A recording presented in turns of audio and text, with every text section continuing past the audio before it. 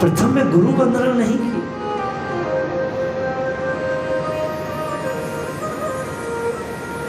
कि अंदर की चीजें, गुरु को शरीर नहीं, गुरु को चित्त नहीं, गुरु का जो शब्द है बस वही काम का है, बस वही काम का है और कुछ नहीं। और जो उसने पहले दिया बस वही काम का, बाकी कुछ नहीं। आजकल फैशन हो गया है, इस फैशन ने धर्म की बहुत हानि की है, बहुत हानि की है।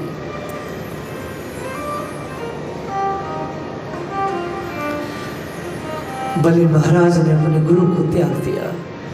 त्यागने के बाद भी गुरु का ऐसा मोह है कि उस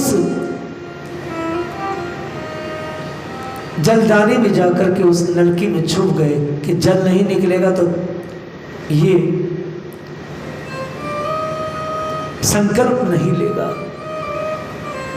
ठाकुर जी ने देखा कि बलि बार बार जल देता, जल निकलता नहीं। ठाकुर जी ने तिनका उठाया और आंख को,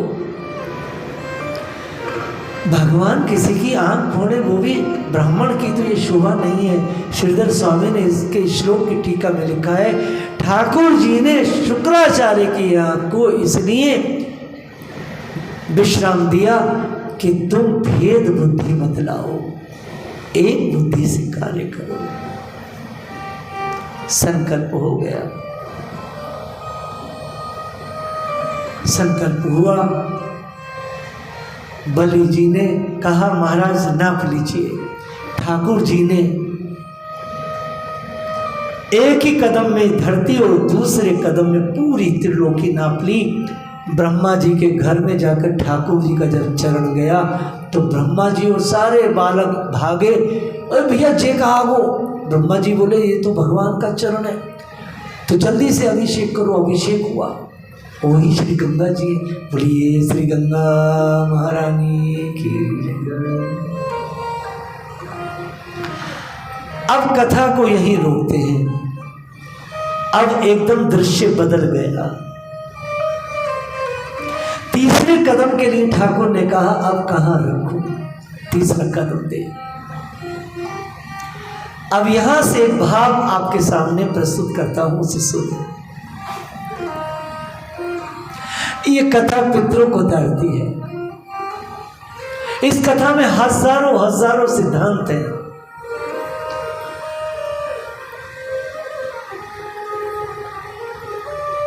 ठाकुर जी ने कहा जल्दी से तीसरा कदम बताओ। अब बलि जी के पास कुछ नहीं था, सब कुछ अब देवताओं के पास पहुंच चुका था। दो ही कदम में बलि बंध चुके थे। नागपाश से बलि को बांध दिया गया। उनके बच्चों को, पत्नी को, सबको पीटा गया लातों से, घूसों से। बलि महाराज लहूलान हो गए। बलि जी की कोई गलती नहीं है, इतनी सी लहूलान हो गए, बांध दिया गया। बड़े बड़े दैत्य देवताओं की तरफ बढ़े युद्ध के लिए। आचार्य शुभदेव वर्णन करते हैं बलि जी पिट रहे हैं और अपने सेनापतियों से कहा मित्रों चुप हो जाओ, चुप हो जाओ, ये समय युद्ध का नहीं है, जाओ पाताल चले जाओ, मुझे अकेला छोड़ दो, सब चले जाओ यहां से। सब के सब चले गए, पिटते हुए जा रहे थे। राजा ने आज्ञा दिया कोई भी शस्त्र नहीं उठाएगा, कोई भी हाथ नहीं उठाएगा। सामने मालिक खड़ा है, श्रद्धा देखो, छल के लिया है, छल के चीटिंग किया है ठाकुर ने। लहूलान है, मारा जा रहा है, पीटा जा रहा है, खदेला जा रहा है। और बलि जी एक कीर्तन कर रहे हैं, सिर्फ एक सेंटेंस का कीर्तन था। विष्णु पुराण में बहुत गजब का है वो। क्या कहते हैं, हे नाथ आपकी बहुत कृपा है, जो आप पधारे, जो आप पधारे। दूसरा सेंटेंस कहते हैं, हे नाथ बड़ी कृपा है, आपने मेरा सर्वस्व छीन लिया। और भगवान ना तो मुस्कुरा रहे हैं, भगवान सख्त बैठे हैं, भगवान एकदम सपाट है, उनके मुख पर कुछ भी मुस्कुराहट नहीं है। मैंने परसों भी कहा था, जब श्री कृष्ण मुस्कुराते हैं तो जगत खिल जाता है, आनंद में डूब जाता है। एक व्यक्ति की गलती ना हो, कुछ इतनी सी भी, और इस इंसान से सब कुछ छीन लिया जाए, सब कुछ उससे सड़क पर ला दिया जाए। और ये कौन है बलि? जिस व्यक्ति ने 1 वर्ष तक ब्रह्मचर्य का व्रत किया है, जिसने अपने गुरुजनों की सेवा किया है, देव कोटि से ठाकुर को बनाया है, जो बचपन से वैष्णव है, बचपन से कृष्ण नाम लेते हैं, ये वो बलि। असुर जरूर है लेकिन ठाकुर के भक्त हैं।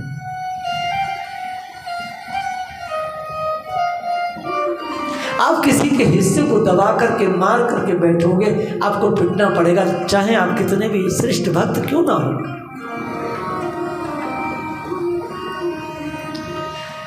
बलि बंधे हुए हैं। भगवान ने एक वाक्य बोला, असुर तूने मुझे ठग लिया, संकल्प किया था 3 पक्का, 2 पे ही तो चुप हो गया। या तो संकल्प पूरा कर, या अभी के अभी मैं तुझे नर्क में धकेलता हूं। अब जब ये शब्द कहे, नर्क में धकेलता हूं, ये संसार में एक अद्भुत घटना थी, ऐसी घटना कभी न घटेगी, भूतो न भविष्यति, ऐसी घटना हुई नहीं। इस तरह की एकमात्र एक ऐसा क्राइम था, और ऐसा क्रिमिनल, जिस क्रिमिनल के लिए पूरे विश्व की त्रिलोकी, देवता देवियां, समस्त ऋषि मुनि भगवान से कंप्लेन करते हैं कि आप देवलोक को हमें दे दीजिए, बलि बहुत बढ़ चुका है। और भगवान उन सबके कहने से प्रकट हुए हैं। अब देखिए दृश्य एकदम बदल गया। बलि को बहुत मारा गया है, पीटा गया है, सब बच्चे बंधे हुए हैं। विंध्यावली महारानी, बलि महाराज की पत्नी, वो भी बहुत बेइज्जत हुई हैं, अपमानित हुई हैं, वो पीछे खड़ी हैं चुपचाप। जैसे ठाकुर जी ने कहा, मूर्ख असुर अब नरक में जा। नरक का नाम सुनते के साथ ही देवता कपकपा गए। देखो देवताओं में असुरों में कितना अंतर है, समझ लो। जो देवता ठाकुर का आह्वान किए थे, नरक का नाम सुनते, चूंकि बलि महाराज कौन है, वो देवताओं के सगे भाई हैं। देवता नहीं चाहते हैं कि असुर नरक में जाए, देवता चाहते हैं असुर ठाकुर जी इनको मुक्त करके अपने धाम में ले में। ये देवताओं की दया है, ये देवताओं की अदा है, ये देवताओं का गुण है। देवताओं के जैसा कोई कैसे हो सकता है? उन्हें लोग कामी कहते हैं, हाँ वो कामी हैं, वो कुछ गलतियां भी करते हैं, लेकिन उनकी स्थिति ये है कि उनके द्वारा बुरा होने के बाद भी हमारा सब कुछ बहुत श्रेष्ठ हो जाता है, सब कुछ। आप विचार करें, सबसे पहले ब्रह्मा जी आए, दुर्वांकुरे।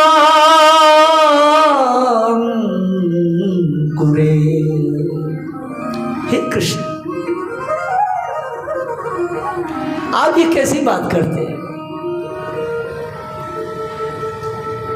कोई आपके श्री चरणों में दुर्वा अंकुर यानी दुर्वा के पुष्प यानी कि जो घास है जिसको हम रौंदते हुए चलते हैं, वो कोई चढ़ा दे तो आप उसे अपने धाम का वासी बना देते हैं। महाराज, मैं ब्रह्मा आपसे निहोरे करता हूं कि आप बलि को नरक नहीं भेज सकते, इसने सर्वस्व दान दिया है आपको अपना। ब्रह्मा जी ने सबसे पहले कहा, ये जिस ब्रह्मा के कहने से ठाकुर जन्मा है, वही ब्रह्मा बलि महाराज के लिए आज पैरोकार कर रहे हैं। एडवोकेट बन गए, लॉयर बन गए, आप इन्हें प्रिजन नहीं भेज सकते। कलयुग